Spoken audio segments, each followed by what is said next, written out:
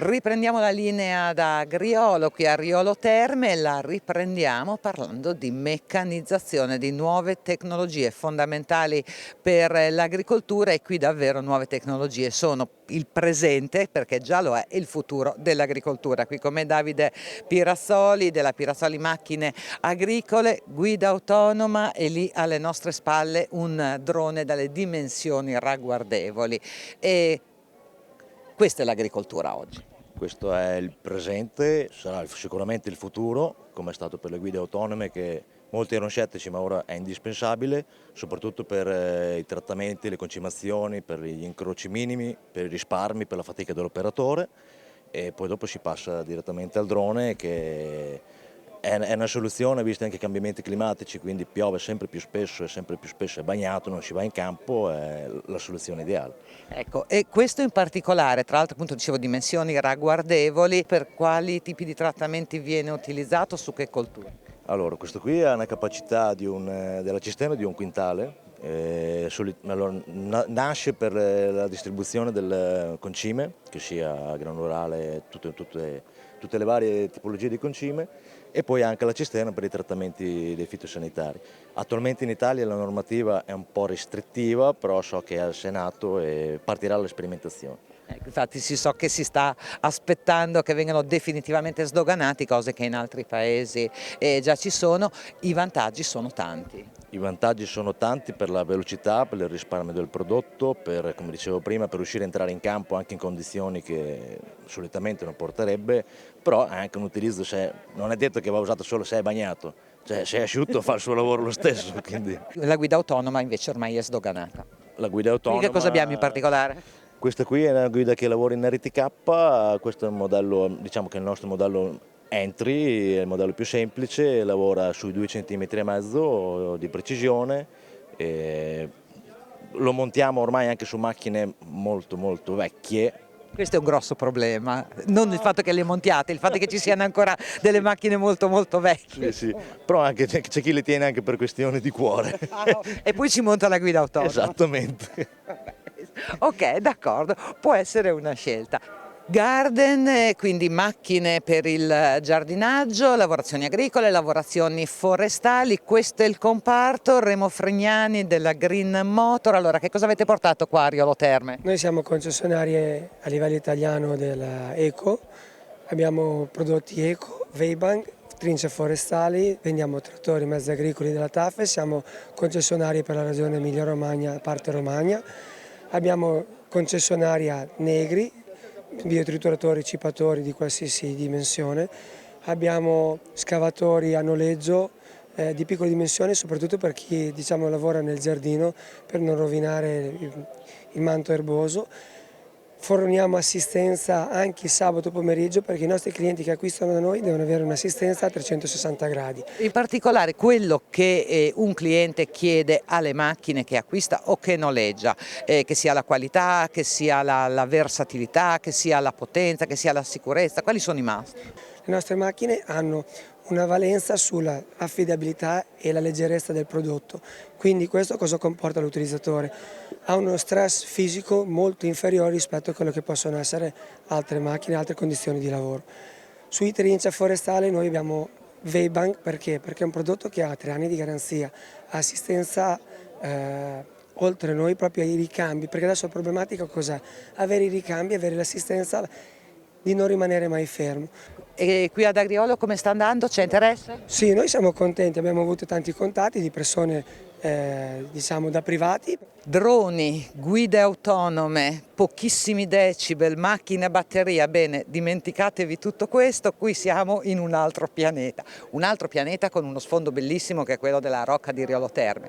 Siamo in un altro pianeta perché? Perché qui per la prima volta, devo dire, ad Agriolo, Oliviero Fantozzi, che è un collezionista di motoseghe, che già questo è strano, e ci sono dei pezzi davvero particolari nella sua collezione. Vi abbiamo vista anche all'opera. Abbiamo aspettato che vi zittiste per fare l'intervista, perché i decibel non voglio sapere quanti sono. Abbastanza. Come nasce sta passione? Ma è nata così per caso.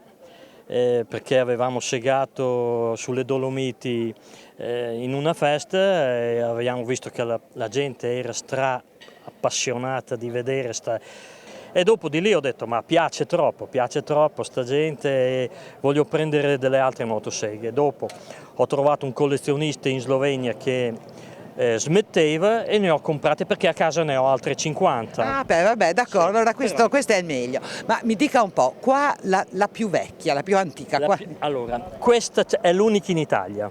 questa TDS. Che mi risulti è l'unica, è stata fatta dal 1943 al 1945 in America.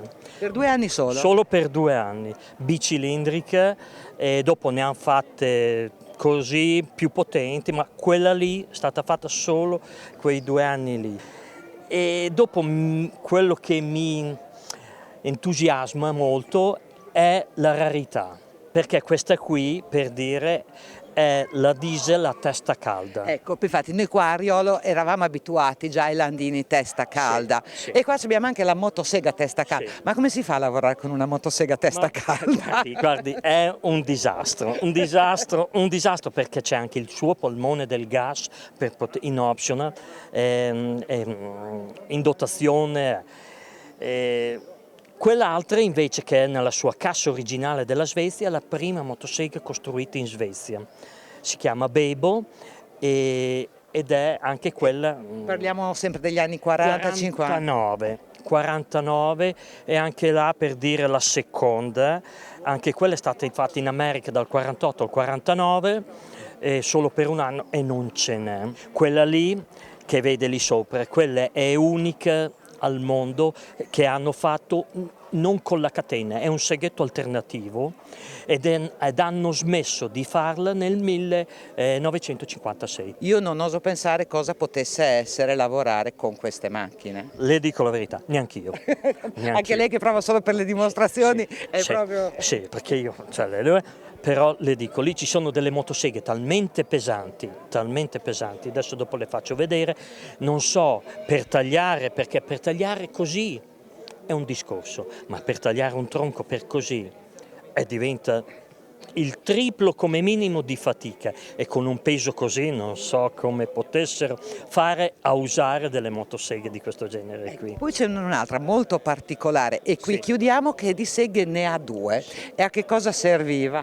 Quello lì era un optional che faceva solo la David Bradley americana e veniva fatta quell'optional lì per fare i morali di 10x10, 12x12, quel che direttamente sul bosco per fare le staccionate di confine. Usavano il legno lì, quello che avevano, facevano il coso ma io per avere quell'optional lì, perché non l'avevo trovato, ho dovuto cercarne un'altra che avesse la stessa lama, tutto, l'ho trovato, l'ho comprata sempre dall'America ed è molto particolare perché è unica, è unica. Tanti spunti, tante cose belle ad Agriolo e a prendersi per la gola ovviamente lo stand gastronomico che è sempre frequentatissimo.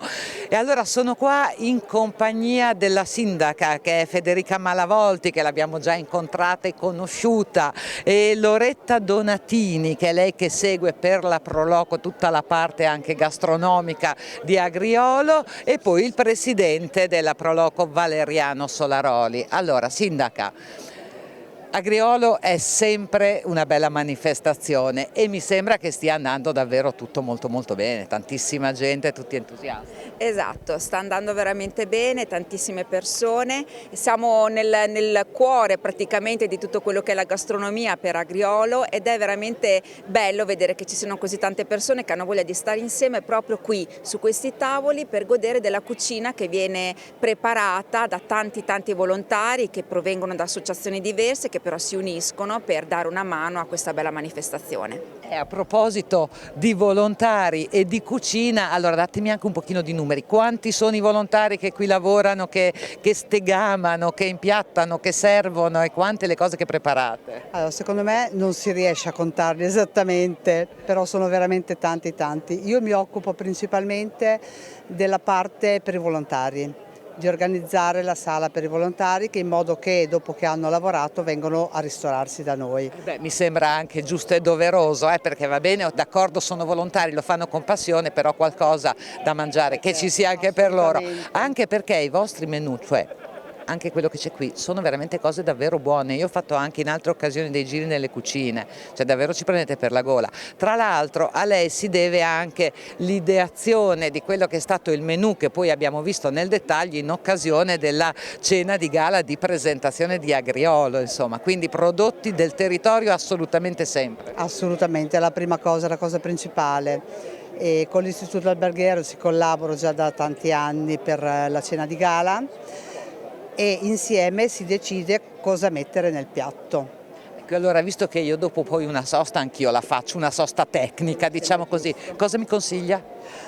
Dunque, qui ci sono gli strozzapreti con salsicce sangiovese che non possono mancare, ci sono dei cappelletti al ragù e tante altre cose, carne alla griglia, alla fiorentina. Va bene, a dieta da domani, Da domani. a dieta.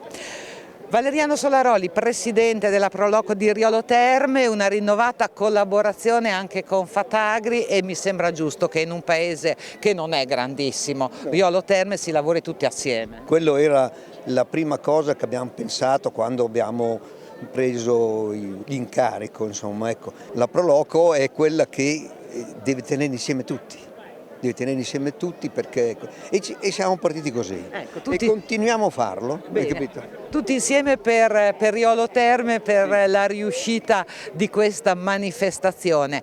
E io che dire, a questo punto vi ringrazio per averci seguito, per essere stati con noi ad Agriolo lungo tutta la nostra puntata, però per salutarci cosa facciamo? Dobbiamo assolutamente dare spazio alla banda Venturi di Casola Valsegno e allo scoppiettio, diciamo scoppiettio per essere delicati, e il rombo dei motori che sfilano. Trattori antichi, trattori d'epoca, il passato dell'agricoltura, guardando invece a quello che è il futuro, e l'abbiamo visto anche noi qui oggi. Grazie per averci seguito, in sovraimpressione come sempre tutti i nostri riferimenti per poter vedere e rivedere la puntata anche sui nostri canali web e social. Grazie per averci seguito e ci ritroviamo la settimana prossima.